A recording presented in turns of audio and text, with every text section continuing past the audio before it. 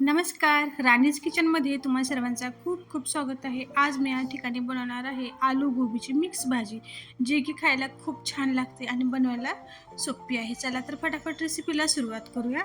सर्वप्रथम या ठिकाणी गॅसवरती एक पॅन ठेवलेला आहे आणि त्याच्यामध्ये घातलेलं आहे 2 ते 3 माप तेल. तेल छान कडकडीत गरम गरम झाल्यानंतर त्याच्यामध्ये जिरे, मोहरी घालायचे आहेत आणि छोटासा दालचिनीचा तुकडा घातलेला आहे. आता यानंतर याच्यामध्ये घालूया बारीक कापलेले मोठे 2 कांदे. कांदे या ठिकाणी थोडेसे जास्तच घ्यायचे आहे. आलू गोबीच्या भाजीला कांदे जास्त घातल्यानंतर थोडंसं त्याचं टेस्ट छान लागतं. आता हलकंसं कांदा भाजल्यानंतर याच्यामध्ये घालायचं आहे अद्रक लसूणचा पेस्ट. अद्रक लसूण भरपूर घालायचा म्हणजे काय भाजीत छान असं झणझणीत टेस्ट लागतं आणि दुसरे काही जास्तीचे मसाले घालायची गरज नाही. आता हे दोन्ही मिश्रण छान सोनेरी रंग होईपर्यंत भाजून घ्यायचं आहे. याचा रंग बदललेला आहे बघू शकता. आता याच्यामध्ये घालायचं आहे टोमॅटो. एक मोठा टोमॅटो बारीक कापून घेतलेला आहे. आता या टोमॅटोला सुद्धा छान विरघळेपर्यंत म्हणजे टोमॅटो जोपर्यंत विरघळणार नाही तोपर्यंत त्याला छान असं भाजून घ्यायचं आहे.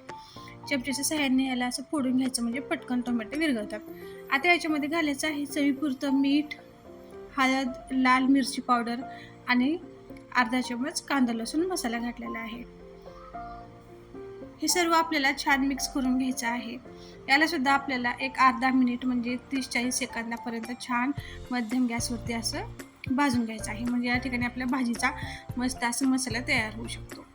आता बघा रंग किती छान आलेला आहे. या ठिकाणी मी मोठे 4 बटाटे जे आहेत त्याला मोठे मोठे कापून घेतलेलं आहे. कापून बटाटे पाण्यात ठेवला होता म्हणजे ते बटाटे काळे पडणार नाहीत. अशा भाजीला बटाटे मोठे मोठेच फोडी ठेवायचे म्हणजे भाजी छान लागते आणि दिसायला सुद्धा भाजी छान दिसते. लग्नामध्ये किंवा कार्यक्रमामध्ये तुम्ही बघा बटाट्याची फोडी जी आहेत ते मोठे मोठेच ठेवतात. ते खायला सुद्धा खूप छान लागतो. आता यानंतर या ठिकाणी मी थोडीशी फुलगोबी होती त्या फुलगोबीला गरम पाण्यामध्ये 1 मिनिट शिजवून घेतलेला होता. त्याच्यामध्ये थोडंसं मीठ घातलं आणि त्याला एक उकळी काढून घेतली म्हणजे याच्यामध्ये जे बी काही किडे वगैरे असतात ते सर्व निघून जातात. आणि यानंतर ते गोबी जे आहे पाण्यातून काढून आपल्याला याच्यामध्ये घालायचं आहे आणि मिक्स करायचं आहे.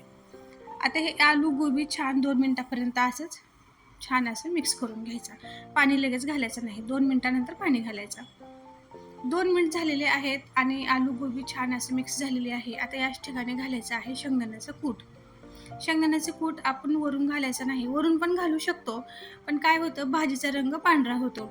आता या ठिकाणी ह्या मसाल्यामध्ये जर आपण शेंगदाण्याचा कूट घातला तर भाजीचा रंग बदलत नाही. कारण ते कूटसुद्धा काय होतं छान लालसर बनतं.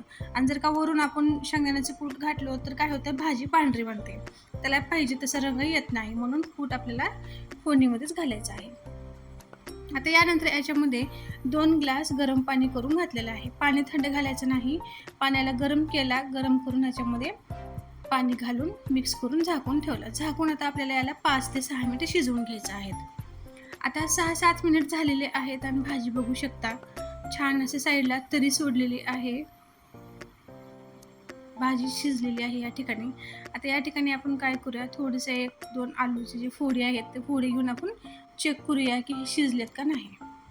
थोडंसं असं 1-2 फोडी चमच्यावरती घ्यायचं. चाकू किंवा चमच्याच्या सहाय्याने याला असं कट करून बघायचं. तर या ठिकाणी बटाटा जे आहे ते अगदी सहज कापत आहे म्हणजे बटाटा शिजलेला आहे.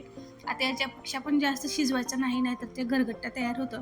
आणि हा जो रस्सा आहे जसं जसं भाजी थंड होईल ना तसं तसं हा रस्सा घट्ट होतो. याच्यामुळे आता या ठिकाणी मी गॅस बंद करणार आहे आणि भाजी पूर्णपणे थंड करून घ्यायचा. भाजी थंड झालेली आहे आणि बघू शकता किती छान असं ही भाजी तयार झालेली आहे आणि जी ग्रेव्ही होती रस्सा होते ते सुद्धा छान असं घटसर बनलेलं आहे. आणि ही भाजी खायला इतकी छान लागते ना बनवायला सोपी आणि खायला खूपच छान लागतं. एकदम टेस्टी अशी ही भाजी लागते. जर तुम्हाला ही माझी रेसिपी आवडली असेल तर चॅनलला सबस्क्राईब करायला विसरू नका.